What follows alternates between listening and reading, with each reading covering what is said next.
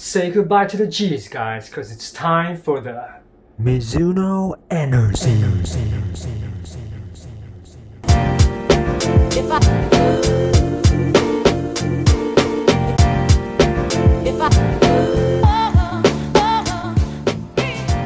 What's up, guys? Welcome to the Never Not Good Run channel. My name is Eli, that's Eli with an M.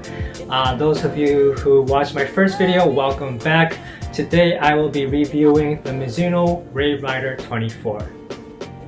Now, before I get into any details, let me tell you just some reasons why I bought the Mizuno Wave Rider 24. First of all, I wanted a shoe to replace my Saucony Triumph 17, which I use mostly for my long, slow distance / easy day runs. And when I went to see the Mizuno Japan website, the Wave Rider 24 was categorized as a sub 5-hour marathon shoe, which sounded perfect for a long, slow day run shoe. The second reason why I purchased this shoe is because, well, we have to go a little bit back to the beginning of this year. In January, there was this race called the Hakone Ekiden that was held in Japan, which is for college students. And in this race, it's a relay race where 10 students from each school have to run an almost half marathon distance course. And in the final 10th course, the student who broke the course record and beat all the students who was wearing the Vaporflies was wearing this mysterious shoe.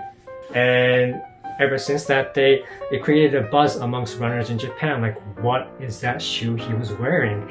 Now, it was later revealed that that mystery shoe was a shoe by Mizuno, and it had a brand new midsole foam called the Mizuno Enerzyyyyyy, which is energy spelled with a Z. And it turned out that even though it's not exactly the same midsole foam, the brand new Mizuno Wave Rider 24 will be using the same Mizuno Enerzyyyyyy as well. Now, as there are in Japan, I know there are many die-hard Mizuno fans here in the States as well, and I hear all of them praising the Wave Rider to be the shoe that provides the most smooth ride, and they just stick to that forever and ever. And that is why I bought the Mizuno Wave Rider 24. Now let's quickly go into the details of this shoe. This shoe has a 32mm stack height in the heel, 20mm in the forefoot, which creates a 12mm drop. That's huge. The midsole mostly used is their euphoric midsole foam from the heel to the toe. There's a Mizuno wave plate in the middle, and on the bottom from the heel to like the middle of the midfoot area, if you can see here, is their brand new Mizuno Enerzyyyyyy. On the outsole here is their X10 rubber, it's called, I guess. And as you can see, it's not like one single layer of rubber. Instead, there's like separate layers, which adds a little bit more flexibility to the shoe, which is wonderful, of course. The shoelaces are very basic flat shoelaces. They cause no trouble at all.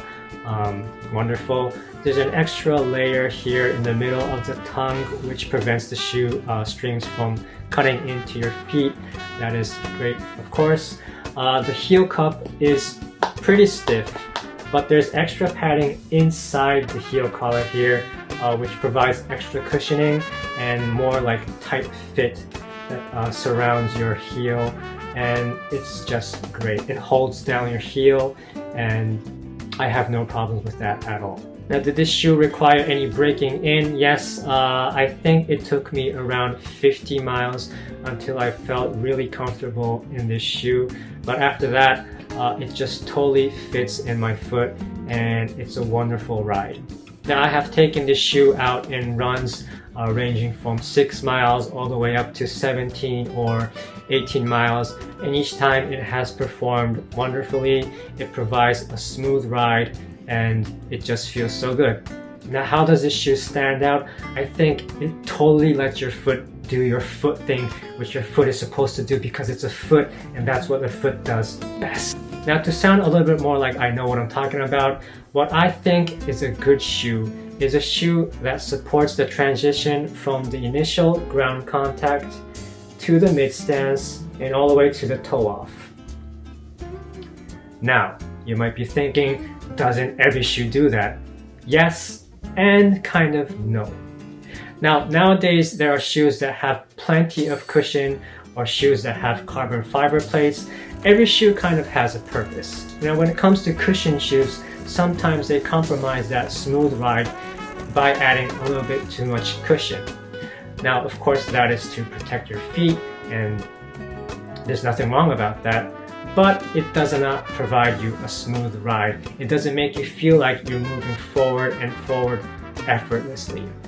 As for carbon fiber plated shoes, they may definitely make you run faster or allow you to maintain that faster pace with less effort, but still you have a lot of getting used to required to totally utilize those shoes.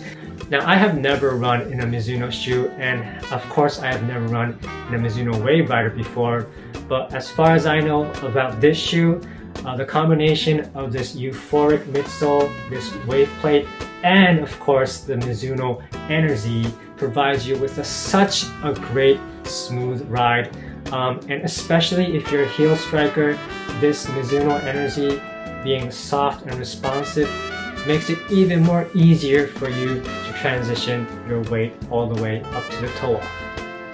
So who is this shoe for? Honestly, I think everybody can use this shoe.